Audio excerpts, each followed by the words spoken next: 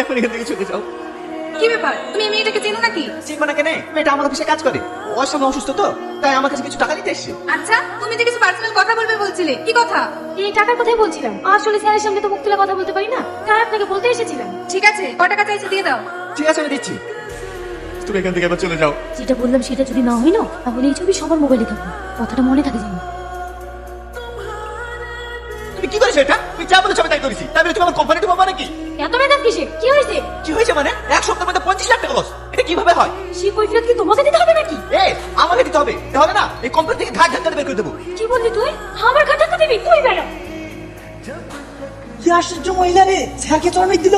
এই তুই চুপ কর। এই কোম্পানির মালিক হলাম আমি, তাই আমি যেভাবে বলবো সেভাবেই তোদেরকে কাজ করতে হবে। তুই কি বললি? তুই কোম্পানির মালিক নাকি?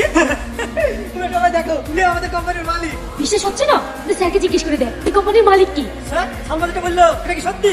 হ্যাঁ সত্যি, এই কোম্পানি ওর নামে হয়ে গেছে।